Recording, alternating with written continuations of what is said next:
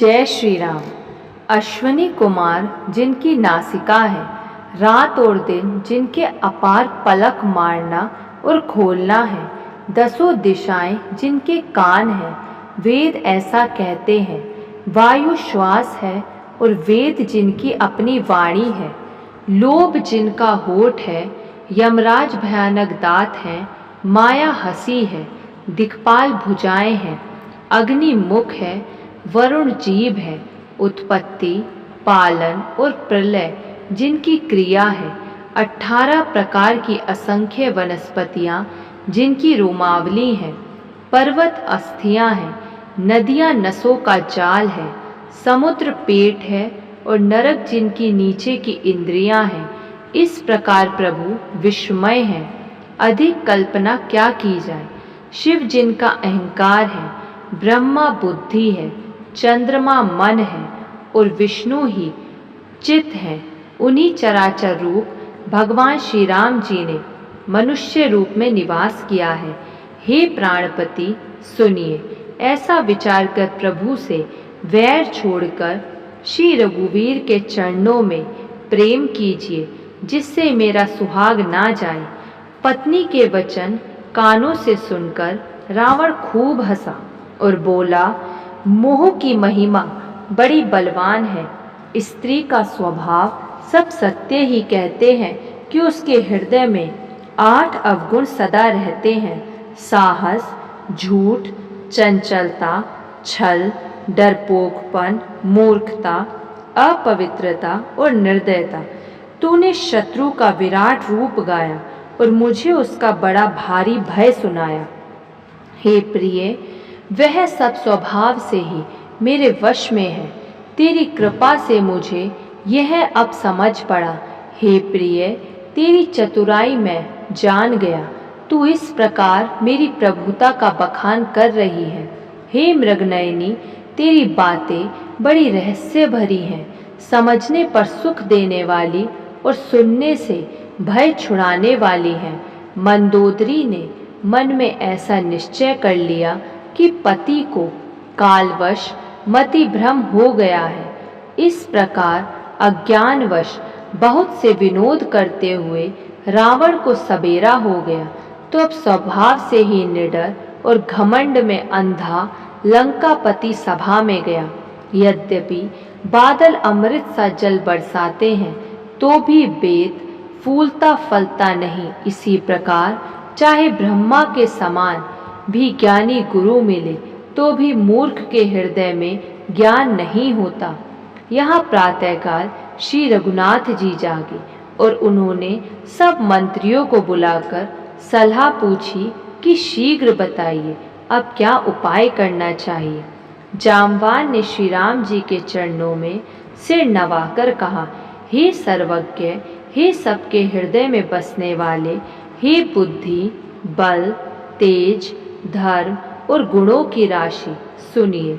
मैं अपनी बुद्धि के अनुसार सलाह देता हूँ कि बाली कुमार अंगद को दूत बनाकर भेजा जाए। ये अच्छी सलाह सबके मन में जच गई। कृपा के निधान श्री राम जी ने अंगद से कहा, हे बल, बुद्धि और गुणों के धाम बाली पुत्र, हे तात, तुम मेरे काम के लिए लंका जाओ। तुमको बहुत समझाकर क्या कहूँ, मैं जानता हूँ तुम परम चतुर हो। शत्रुओं से वही बातचीत करना जिससे हमारा काम हो और उसका कल्याण हो।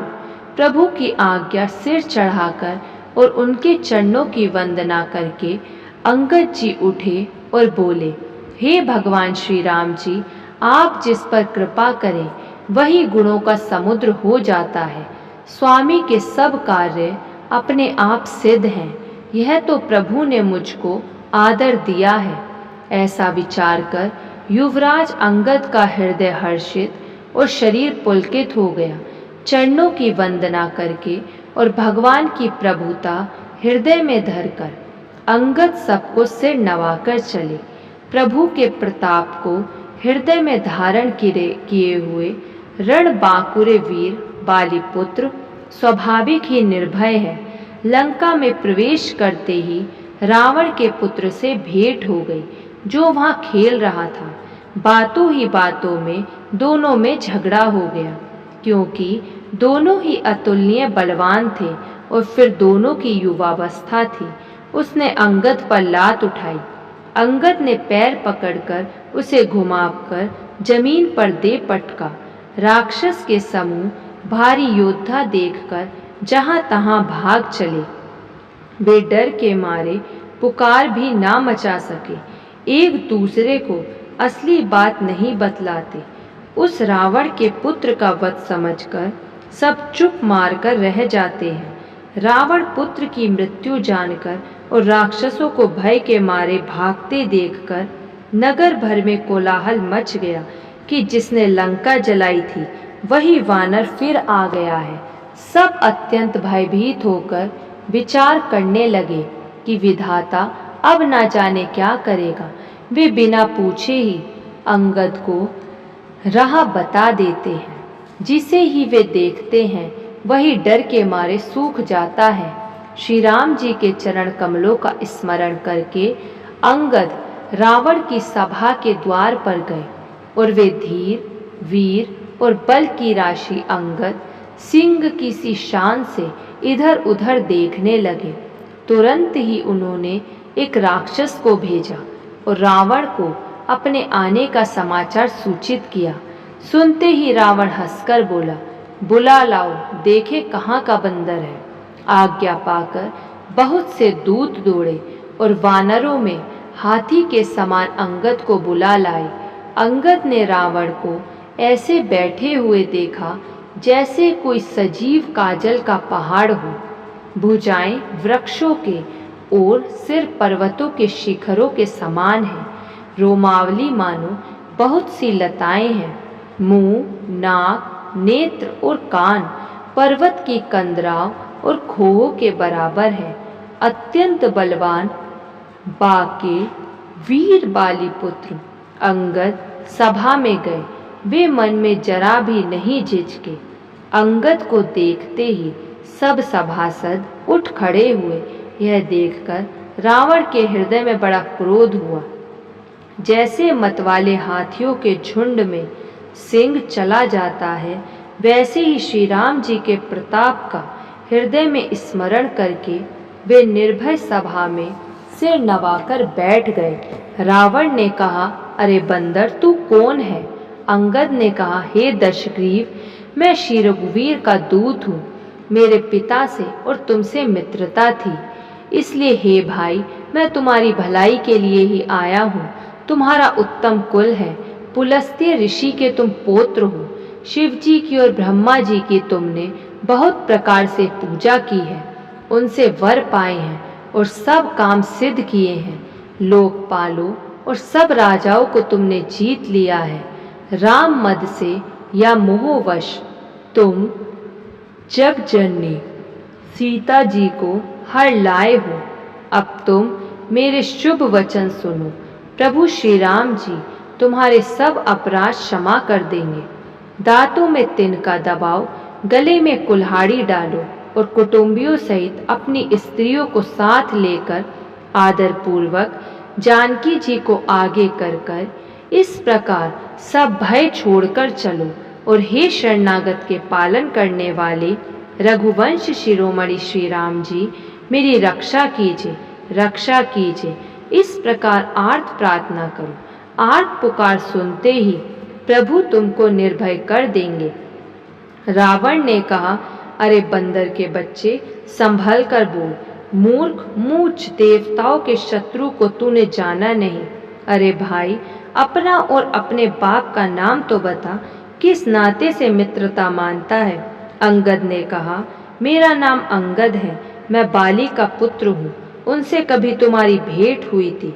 अंगद का वचन सुनते ही रावण कुछ सकुचा गया और बोला, हाँ, मैं जान गया, बाली नाम का एक बंदर था। अरे अंगद, तू ही बाली का लड़का है। अरे कुलनाशक, तू तो अपने कुल रूपी बास के लिए अग्नि रूप ही पैदा हुआ, गर्भ में ही क्यों न नष्ट हो गया। तू व्यर्थ ही पैदा हुआ, जो अपने ही मुंह से तपस्वियों का दूत कहलाया। अब बाली की कुशल तो बता, वह आजकल कहाँ है? तब अंगद ने हंसकर कहा, कुछ दिन बीतने पर स्वयं ही बाली के पास जाकर अपने मित्र को हृदय से लगाकर उसी से कुशल पूछ लेना। श्री राम जी से विरोध करने पर जैसी कुशल होती है वह सब तुमको वे सुनावेंगे। हे मूर्ख, सुन। भेद उसी के मन में पड़ सकता है जिसके हृदय में श्री रघुवीर ना हो। सच है, मैं तो कुल का नाश करने वाला हूँ, और हे रावण, तुम कुल के रक्षक हो। अंधे बहरे भी ऐसी बात नहीं कहते। तुम्हारे तो 20 नेत्र और 20 कान हैं। शिव, ब्रह्मा, देवता और मुनियों के समुदाय जिनके चरणों की सेवा करना चाहते हैं, उनका दूत होकर मैंने कुल को डुबो दिया। अरे ऐसी बुद्धि होने पर भी तुम्हारा हृदय फट नहीं जाता। अंगद की कठोर वाणी सुनकर रावण आंखें तिरछी करके बोला, अरे दुष्ट, मैं तेरे सब कठोर वचन इसलिए सह रहा हूँ कि मैं नीति और धर्म को जानता हूँ। अंगद ने कहा, तुम्हारी धर्मशीलता मैंने भी सुनी है। वह यह है कि तुमने पराई स्त्री की चोरी की है और दूत की रक्षा की बात तो अपनी आंखों से देख ली। ऐसे धर्म के व्रत को धारण करने वाले तुम डूबकर मर नहीं जाते। नाक कान से रहित बहन को देखकर तुमने धर्म विचार कर ही तो क्षमा कर दिया था। तुम्हारी धर्मशीलता जग जाहिर है। मैं भी तो बड़ा भाग्यवान हूँ जो मैंने तुम्हारे दर्शन पाए। रावण ने कहा, अरे जड़ जंतु वानर, व्यर्थ बकबक ना कर। अरे मूर्ख, मेरी भुजाएं तो देख। ये सब लोकपालों के विशाल बल रूपी चंद्रमा को ग्रसने के लिए राहु हैं। फिर आकाश रूपी तालाब में मेरी भुजाओं रूपी कमलों पर बसकर शिवजी सहित कैलाश हंस के समान शोभा को प्राप्त हुआ था।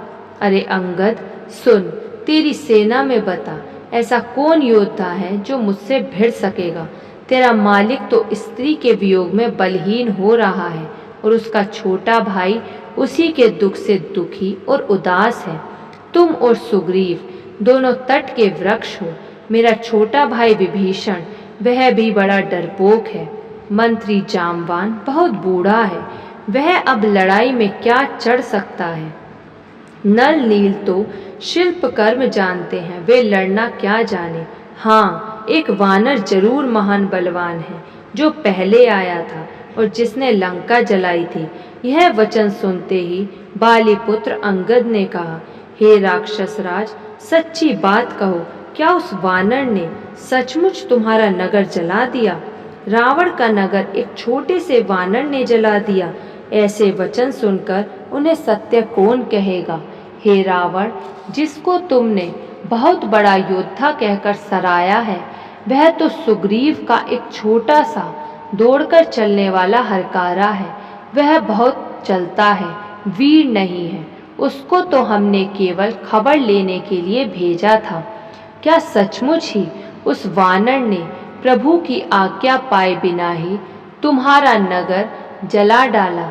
मालूम होता है इसी डर से वह लौटकर सुग्रीव के पास नहीं गया और कहीं छिपा रहा। हे रावण, तुम सब सत्य ही कहते हो। मुझे सुनकर कुछ भी क्रोध नहीं है। सचमुच हमारी सेना में कोई भी ऐसा नहीं है जो तुमसे लड़ने में शोभा पाए। प्रीति और वैर बराबरी वाले से ही करनी चाहिए। नीति ऐसी ही है। सिंह यदि मेंढकों को मारे तो क्या उसे कोई भला कहेगा? यद्यपि तुम्हें मारने में श्री राम जी की लघुता है और बड़ा दोष भी है, तथापि हे रावण, सुनो, क्षत्रिय जाति का क्रोध बड़ा कठिन होता है। वक्रोक्ति रूपी धनुष से वचन रूपी बाण मारकर अंगद ने शत्रु का हृदय जला दिया। वीर रावण उन बाणों को मानो प्रत्युत्तर रूपी संडिसियों से निकाल रहा है। तब रावण हंसकर बोला, बंदर में यह एक बहुत बड़ा गुण है कि जो उसे पालता है उसका वह अनेकों उपायों से भला करने की चेष्टा करता है। बंदर को धन्य है जो अपने मालिक के लिए लाज छोड़कर जहाँ तहाँ नाचता है, नाच कूद कर लोगों को रिझाकर मालिक का हित करता है। यह उसके धर्म की निपुणता है। हे अंगद, तेरी जाति स्वामी भक्त है, फिर भला तू अपने मालिक के गुण इस प्रकार कैसे न बखानेगा। मैं गुण ग्राहक और परम सुजान हूँ, इसी से तेरी जली कटी बक बक पर कान नहीं देता। अंगद ने कहा, तुम्हारी सच्ची गुण ग्राहकता तो मुझे हनुमान जी ने सुनाई थी। उसने अशोक वन को विध्वंस करके तुम्हारे पुत्र को मारकर नगर को जला दिया था, तो भी उसने तुम्हारा कुछ भी अपकार नहीं किया। तुम्हारा वही सुंदर स्वभाव विचार कर हे दशग्रीव, मैंने कुछ दृष्टा की है। हनुमान ने जो कुछ कहा था उसे आकर मैंने प्रत्यक्ष देख लिया कि तुम्हें न लज्जा है, न क्रोध है और न चिढ़ है। रावण बोला, अरे वानर, जब तेरी ऐसी बुद्धि है तभी तो तू बाप को खा गया। ऐसा वचन रावण कहकर हंसा। अंगद ने कहा, पिता को खाकर फिर तुमको भी खा डालता, परंतु अभी तुरंत कुछ और ही बात मेरी समझ में आ गई। अरे नीच अभिमानी, बाली के निर्मल यश का पात्र जानकर तुम्हें मैं नहीं मारता। रावण, यह तो बता कि जगत में कितने रावण हैं। मैंने जितने रावण अपने कानों से सुन रखे हैं उन्हें सुन।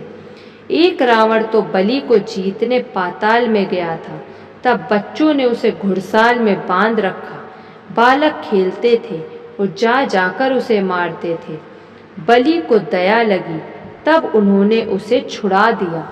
फिर एक रावण को सहस्त्रबाहु ने देखा और उसने दौड़कर उसको एक विशेष प्रकार के जंतु की तरह पकड़ लिया।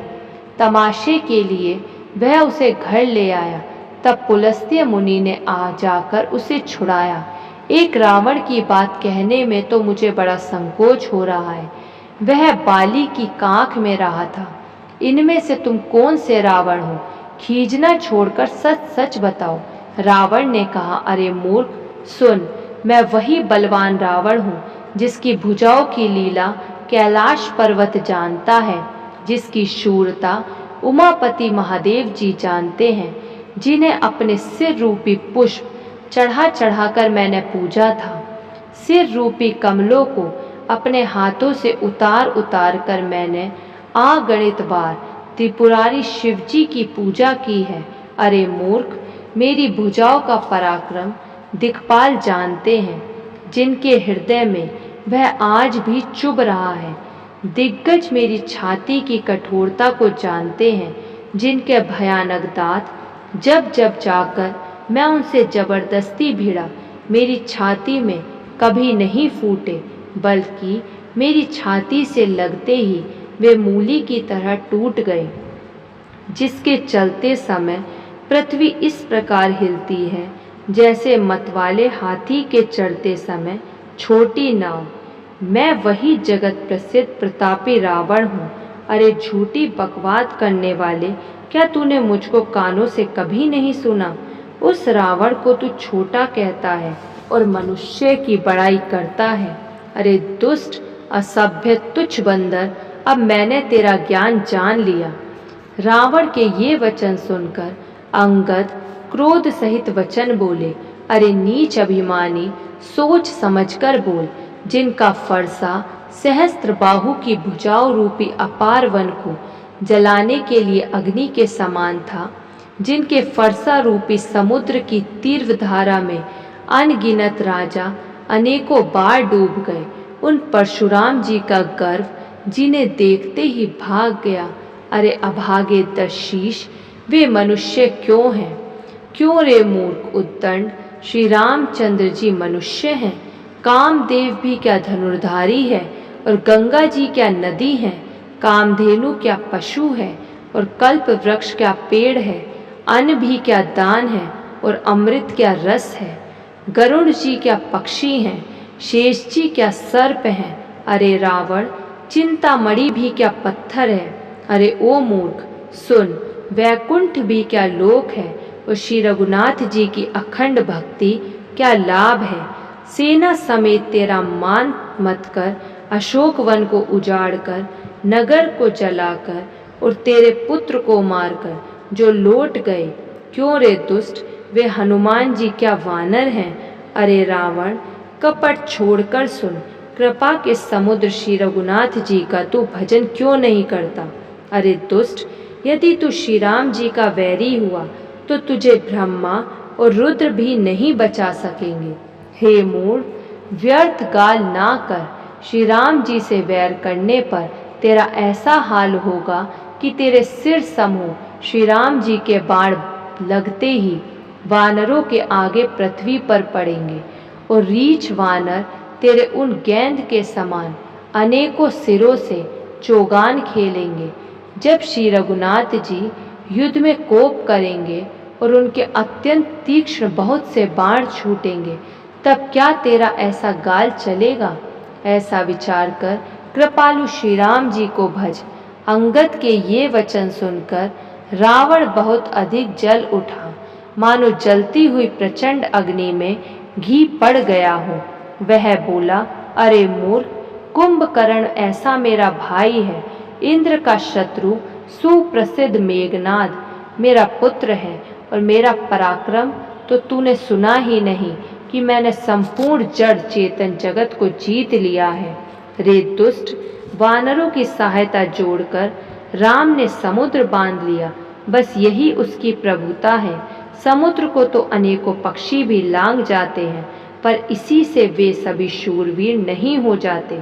अरे मूर्ख बंदर सुन, मेरी एक एक भुजा रूपी समुद्र बल रूपी जल से पूर्ण है, जिसमें बहुत से शूरवीर, देवता और मनुष्य डूब चुके हैं। बता, कौन ऐसा शूरवीर है जो मेरे इन अथाह और अपार 20 समुद्रों को पार पा जाएगा?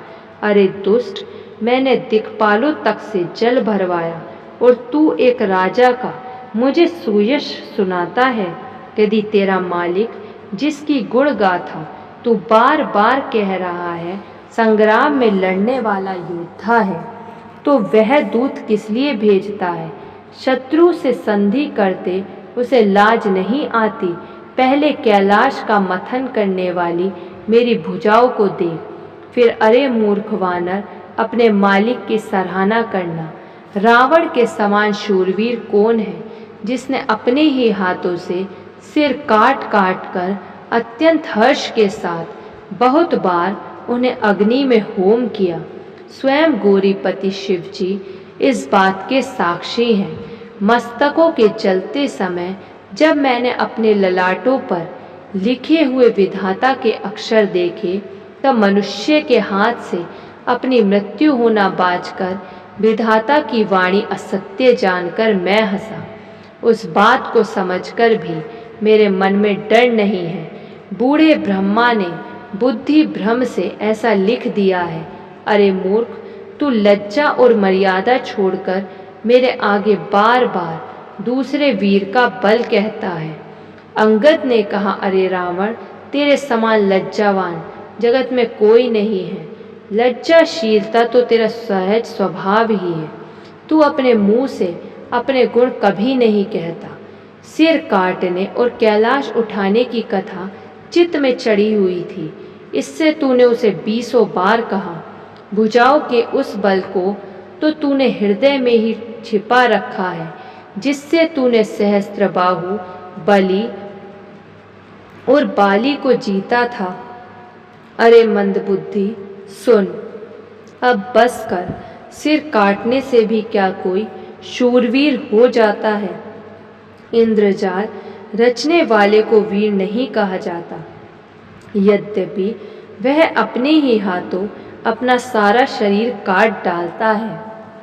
अरे मंदबुद्धि, समझ कर देख, पतंगे मोहवश आग में जल मरते हैं, गधों के झुंड बोझ लादकर चलते हैं, पर इस कारण वे शूरवीर नहीं कहलाते। अरे दुष्ट, अब बत बढ़ाव मत कर, मेरा वचन सुन और अभिमान त्याग दे। हे दशमुख, मैं दूत की तरह नहीं आया हूँ। श्री रघुवीर ने ऐसा विचार कर मुझे भेजा है। कृपालु श्री राम जी बार बार ऐसा कहते हैं कि सियार के मारने से सिंह को यश नहीं मिलता।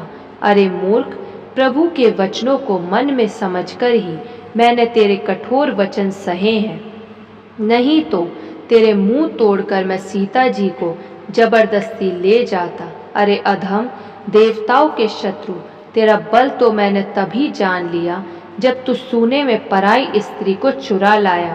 तू राक्षसों का राजा और बड़ा अभिमानी है, परंतु मैं तो श्री रघुनाथ जी के सेवक सुग्रीव का दूत हूँ। यदि मैं श्री राम जी के अपमान से ना डरूं तो तेरे देखते देखते ऐसा तमाशा करूं कि। जय श्री राम। आगे का प्रसंग नेक्स्ट वीडियो में देखिए।